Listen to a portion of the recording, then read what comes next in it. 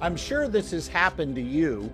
You're in a discussion with someone about the topic of abortion, and instead of them presenting a formal, consistent, summarized argument for their position, they just throw out a bunch of statements and think they've made a case for what they're believing.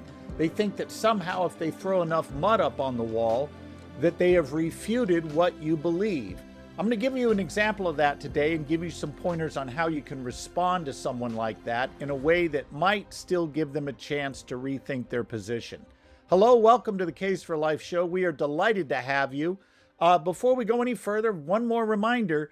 I want to point out that we have a course available called Pro-Life 101, where in just 7 days, you can learn to defend the logic of the pro-life view and be persuasive as you're reaching out to family and friends on the issue. So I hope you'll take a look at that on our sites. All right, interesting clip today. Charlie Kirk was in a discussion with a young woman who identified as a Christian on a secular college campus, and the topic was abortion. And Charlie did a good job interacting with her. I don't have any critique of the way he handled it. He handled it well. I just thought I'd add a little more to what could be said about this conversation, give a little more background info, and give you some tactical tips for engaging the kind of person who really doesn't engage an argument. They just want to throw statements out. So we'll take a look at this clip and see what we can learn from it. Let's go ahead and we'll take a look. Hi, Charlie. I see you on TikTok all the time. You were getting fired up there. Yes, I was, because, okay, I just want to start this out. I am unaffiliated, but I am a Christian who believes in the right to an abortion. And a lot of the things that you were talking about with her. Okay, I want to stop right there. Notice she identifies herself as a Christian. And here's a mistake some pro-lifers make. They say anybody who is pro-choice on abortion cannot be a Christian. Now, here's why I don't agree with that. People are not saved because of what they believe or don't believe on abortion. Rather, what they believe or don't believe on abortion is an indicator of whether they've been truly justified. And it's quite possible that someone who's a new believer who hasn't been grounded in a Christian worldview maybe goes to a church where they never even talk about abortion, which is the vast majority of them in my view. It shouldn't surprise us that someone can think they can identify as a Christian and hold a view contrary to Scripture. That shouldn't shock us, but I think we need to be careful if we're pro-life Christians of simply saying someone who says they're a Christian and supports abortion isn't a Christian. No, if they believe Jesus died for their sins, if they believe he's the only way to salvation, and if God the Father has in fact declared them righteous in virtue of what Jesus did for them on the cross, they are a Christian. What they are is a morally untutored Christian. Now, we have every right to believe that over time that view would be reformed, meaning that person who claims to support abortion but also be a Christian would come to realize through a process we call sanctification, which means getting our behavior more and more in line with Christ-like behavior, that over time, through a sanctifying process, they would come to realize that that worldview they held on abortion did not align with a biblical worldview. That's true. We can say that the person who says, I'm Christian and I support abortion, is holding a view on abortion that does not align with a biblical worldview. That much we can say, but we shouldn't say we know for a fact this is not a Christian. It could be a baby Christian. It could be a Christian that's simply morally untutored. It could be someone who is way further back in their sanctifying process than maybe some of us. But let's withhold judgment on that. Let's see what else she has to say. I really had a lot of answers for that. So the reason I actually wrote this down on a notebook, of course, I was prepared. So the reason why I believe the right to an abortion, why just anyone, if you feel that's what you need to do, then you should do it. Because Matthew 7:1 says, do not judge or you too will be judged. Okay, we're going to stop right there again. And she said something there that I hope you will eliminate from your vocabulary. In fact, if I could push a magic button and get rid of one trite phrase I hear over and over again that drives me up the wall, it's this: I feel. This is a postmodern way of looking at the world, using language to reduce morals to mere subjective feelings. I really don't care what you feel on a moral position. I want to know what you think. And you should not say, I feel abortion is wrong, or I feel that, we should, not be friendly with people who think different than us, or any other moral proposition you want to throw out there. Or I feel that gay marriage is wrong. Don't say that. I want you to start replacing I feel with I think. Because when you say I think, you're giving reasons for what you think, and you're presenting a formal case that is objective in nature. When you say I feel, that's about your own preferences, like choosing vanilla ice cream over chocolate. You're not really telling us what's true and reasonable to believe based on the reasons you're going to give us. You're just emoting. And of course, I get it. Our culture believes that all morality is simply an emotive feeling. That's all it is. But that's not the Christian worldview. The Christian worldview is that facts and arguments matter. Truth is objective. Knowledge is real. We can know truth, and we can know truth by seeing how our beliefs align with Scripture. Now, the next thing she did is she went right from there, which was basically a relativistic claim that I feel, and she made another relativistic claim. She said we shouldn't judge, that Matthew 7, Jesus tells us, judge not lest you be judged. Now, this is the classic way that the left tries to shut down moral reasoning with anybody who disagrees with their views on things like abortion, gay marriage, transgenderism. You pick the issue. The standard way of replying is not to say, let me give you reasons why I think you're biblically wrong and morally mistaken. They don't even go there. They just do an end run around that and say you're judging, and think that somehow they have managed to throw up a Hail Mary that wins the game for them without them ever having to argue for what they believe. Now, this is, as I said a moment ago, a classic case of relativism. And I want you to have a very quick way of responding to this. When somebody says to you, you shouldn't judge, what did they just do? Well, they judged you, right? So this is what we call a self-refuting argument. It would be like me saying, I can't speak a word in English, or my brother is an only child, or don't take anybody's advice on anything. You get the idea. By merely saying those statements, I've refuted them because they defeat themselves. And this is a key problem with relativistic thinking that says, don't you judge, or don't you impose your morality on me. Well, in saying that, you just imposed a moral rule on the person you're talking to. When you said you shouldn't judge, you just judged the person you were talking about. Now, there's another aspect to this, and that is Jesus never said we shouldn't judge. He was speaking about judging wrongly, judging self-righteously, judging people for doing the very things you yourselves are doing. He wasn't saying we can't make moral judgments about right and wrong, because in that same chapter that Jesus says, do not judge, look what he does. He calls the Pharisees sons of their father, the devil.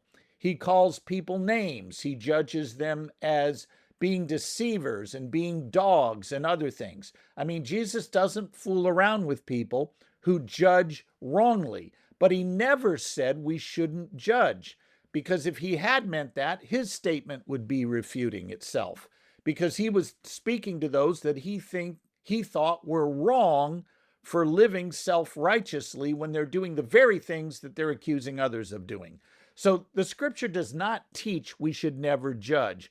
This, so far, is a classic example of someone who probably has attended a megachurch somewhere that is kind of soft on biblical theology, and they're trying to draw a crowd. They may have hip music, they may have a crankin' worship band, the smoke machines, the whole thing, but they're not teaching biblical theology, and they sure as heck are not teaching biblical ethics. And you can see it in her view that her moral positions are mere feelings, as she put it, and that we shouldn't judge. The people who say that have not read theology. So the sad thing here is she may think, hey, I'm a Christian, I know the Bible. And maybe she is a Christian. Maybe she's a baby Christian or a unschooled Christian. But it's clear she does not have a biblical worldview, not in any stretch of the word. Okay, let's keep going.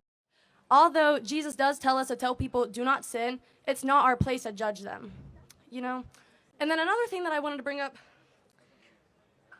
this is crazy, but also the time, I just really want to know why you feel that abortion should be illegal. Here we go, another feeling statement. Why do you feel abortion should be illegal? As if the only reason Charlie Kirk would have for wanting abortion to be illegal is that he feels that would make him happier or that would be better. She doesn't even allow in her question that he might have morally sound reasons for wanting abortion to be illegal. But there's another point here that a lot of Christians get messed up on. I have heard so many Christians tell me things like the following: I don't want to make abortion illegal. I want to make it unthinkable. That is a foolish statement. Please stop saying that. Imagine if I said, I don't want to make spousal abuse or slavery illegal. I just want to make them unthinkable. I mean, really? Would it be a good society that made racism unthinkable for the vast majority of people, but still allowed you to lynch your black neighbor if you felt that was the right way to go? Clearly not. These are very bad statements, and when I hear Christians use them, it's very troubling. Here's why we want abortion illegal. If abortion is in fact the intentional killing of an innocent human being, it ought to be illegal. Can we think of any other case where we would say, yeah, it ought to be legal to intentionally kill another innocent human being? Now, later, she's going to bring up the death penalty. We'll see that in a minute.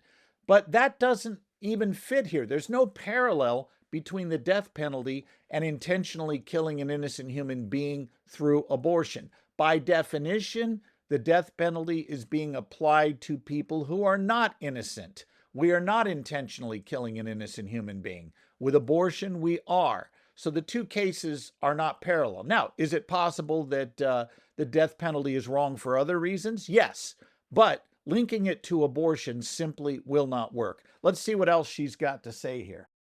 Do you think murder should be illegal? Murder is illegal. So you think it should be? Do you think it should be illegal?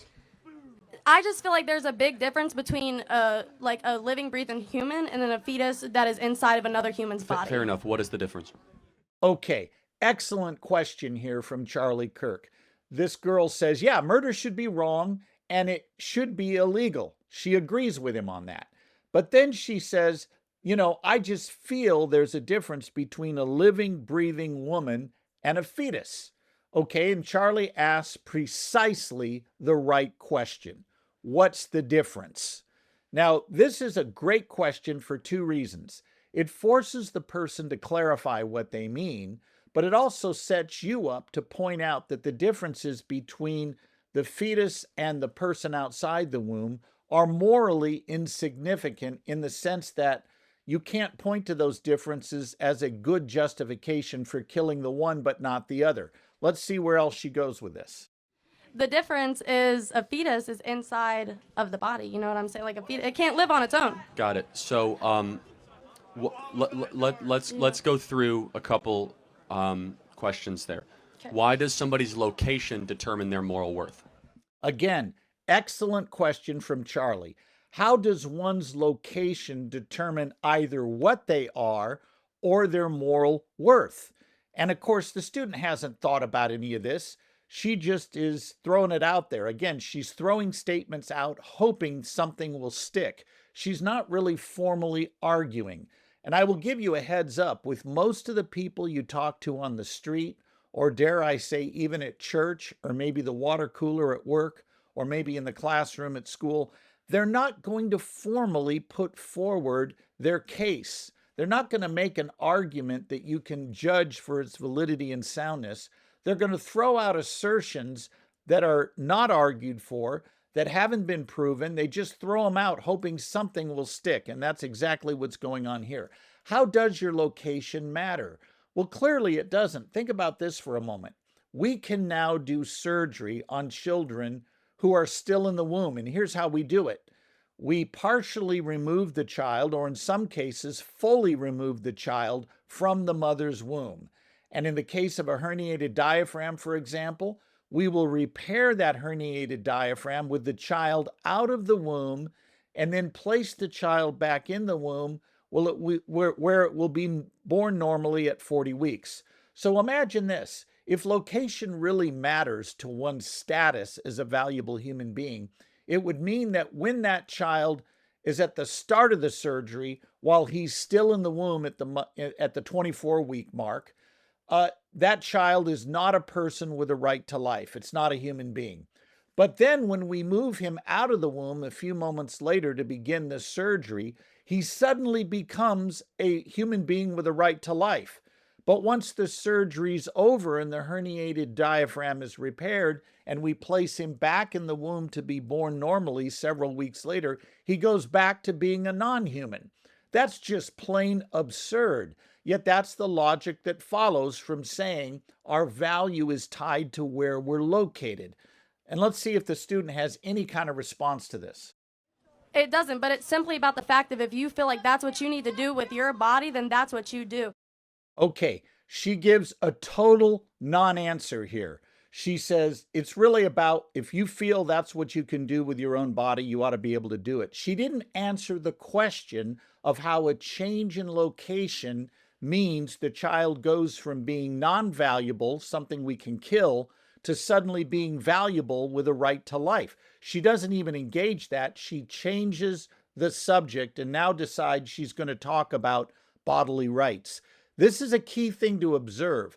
People love to change the topic when you're talking about abortion. You start to corner them with good logic, and instead of admitting that you're making a good point, they bring up something else totally irrelevant to the point at hand. And Charlie does a good job of bringing her back. Here's what I would do in this case. I would call timeout, and I would say, hold on, before we go any further, can I make an observation? Let me call timeout for just a minute. You argued a moment ago that the child's location determined its right to life, that we could distinguish between a non-human and a human based on where they're located. I then presented an example that challenges that, and I noticed you didn't engage my argument at all. You brought up another objection that is unrelated to this. Could we go back and talk about how location matters? And I think it's important to make them stick to the point. Now, Charlie, being a gracious host here, allows her to make the next point she's going to make. Let's see where she goes. Because I could also Well, hold on a second. If it's not your DNA, how is it your body? It is your DNA. No, it's not. It's a part of you. It's no. growing in you. It's Hold on a connected to second. you by an umbilical cord. It is a part of you. 1 second. It's attached. A part. It's attached. Hold on a second. It's attached, not a part. Same thing. No, it's actually not. A part, by definition, means it remains permanent. Oh, okay. Right? Oh, okay. So an attachment is something that is temporary. Okay, excellent response here from Charlie Kirk, pointing out that being attached to someone does not mean you're intrinsically part of them. Now, we know this is true. It's really easy to point this out. I can do so humorously, and I can do so in a more serious manner. If the unborn are part of the mother's body, that would mean, as Peter Kreft has pointed out, that a pregnant woman has 4 arms, 4 legs, 4 eyes, and if she's carrying a male child, she also has something else rather unique. We clearly know it's not part of the mother's body. Here's another example. We can take a white embryo conceived in a test tube, implant that embryo inside a black mother, a surrogate. The color of the child upon birth will be what? White. Why? Because if it were part of the mother's body, wouldn't that child be born black, given being part of the mother's body would make it a black baby? Obviously not. So this is a bad argument the student is making. Let's see where else she goes. And so it's not, you are not your mom's DNA, you're not your dad's DNA, you are new deoxyribonucleic acid. So shouldn't we say that if it's not your DNA, it's not your choice? Okay, I actually like that slogan. If it's not your DNA, it's not your choice. I don't know how well educated the public is to grasp the very pointed and persuasive wording there, but that's a good way of putting it. Not your DNA, not your choice. The child does have its own DNA. It does have its own gender and separate from the mother. At least half the time, the child is of a different sex than the mother. So again, we know conclusively it's not part of her body. I mean, you could say that, but I mean, really, I just don't understand how you can use religion to back up your point of. I haven't used it once. She brought up religion. I'm happy to use a non-religious line of questioning. Okay, this is something we have talked about on the show many times. Notice what she does as she is being hopelessly cornered. She punts to religion. How can you bring your religious views to bear on this? Now, what she means by religion, let's define what she means versus what we mean. When we speak of faith, we do not mean a blind leap in the dark. We do not believe belief in spite of evidence. We believe trust based on evidence. She means faith to mean, hey, your private, subjective, personal, emotive, religious belief that doesn't count as real knowledge. That's what she's trying to do. So instead of refuting Charlie's claim, she tries to say, oh, that's just your religious view. That's a dismissal, not a refutation. To refute Charlie, she's got to show where his argument is invalid, meaning a conclusion doesn't follow logically from the premises, or number two, that one or more of his premises is false. She does neither. She calls his argument a name, religious. Now, he does a good job of saying, hold on, I have not brought religion into this. You can go a step further, though, and point out that even if she did say your argument was religious, that is not a refutation. You got to do the hard work of refuting the argument. She does not do that. She's quite lazy here, to be quite honest. I don't mean to be cruel, but it's typical of many people we meet. When we come back, we'll look at a couple more clips from this interesting interview, and we'll take them up and give you some pointers on responding. Hello, friends. You may not have time to read a full-length treatment of abortion like I've done in this book, The Case for Life, the second edition, but you may have time to take what amounts to 7 sessions, a week's worth of study if you want to do it day by day, to learn how to defend your pro-life views persuasively. We have a basic course that will help you do just that. You will learn how to make a formal case for the pro-life position. You will learn how to defend it with science and philosophy. Even with non-Christians, you can make a case for the pro-life view. Then we'll teach you how to handle objections, how to recognize the 5 bad ways people argue about abortion, and how they often bring up things that are beside the point. You'll learn to keep the main thing, so that you're in charge instead of feeling like you're in the hot seat whenever the issue of abortion comes up. Visit the website for details. Welcome back, everyone. We're watching a student interview with Charlie Kirk on abortion, and here's what we have observed so far. Number one, the student wants to reduce morality to mere feeling, and you can see that in her constantly saying, well, I feel, rather than I think. Secondly, she wants to reduce Charlie's argument to religion. This is not a refutation of what Charlie's pointing out. It is simply a way for her to dodge the implications of the argument that she's advancing. Number 3, she tried to make it clear that Christians shouldn't judge, as if somehow calling something right or wrong means we have failed to live out our New Testament Christianity. And nothing could be further from the truth. Let's see what else she's going to pull out of her hat of tricks here. We all agree murder is wrong. Okay. We all agree that it's a human Homo sapien. Do you agree that the death penalty is wrong? Well, no, I'm actually in support of the death penalty. Okay, here's the next thing she's going to do. Bring up another unrelated issue in kind of a disguised ad hominem attack. She tries to refute his case by saying, well, you think abortion is killing, you think it's unjust killing, but do you think the death penalty is wrong? Now ask yourself this. Could Charlie's argument for the humanity of the unborn still be a good one, even if he were somehow inconsistent on the death penalty? And the obvious answer is yes, because the argument for the lives of the unborn stands or falls apart from the person making it. Suppose Charlie is the most inconsistent person in the world. He opposes abortion, but he thinks death penalty ought to be good. He thinks we ought to shoot people at the border. I mean, just add whatever you want to this mix. It would certainly mean he's inconsistent, but would it follow that his argument against abortion was a bad one? And the answer is no, because bad people can still make good arguments. So this is a classic case of attacking the person rather than refuting the argument. And as I mentioned a moment ago, there's no parallel between the death penalty, which involves the execution of guilty people, and abortion that involves the intentional killing of innocent ones. So the student's parallel here falls apart. Let's see what other tricks she's got. That's a separate issue because the baby in utero did not So go... what about the people who could possibly be proved innocent who have been awaiting their their death sentence? Fair enough. That's a good argument, but it's separate, right? So there's been about 31 exonerations of post-humulus people that have been exonerated of the death penalty. We're talking about a baby that did nothing wrong except exist. Okay. In utero, and there's about 1.5 million of them that just get discarded every year. So we agree murder is wrong. We agree it's a homo sapien, meaning it's a human being.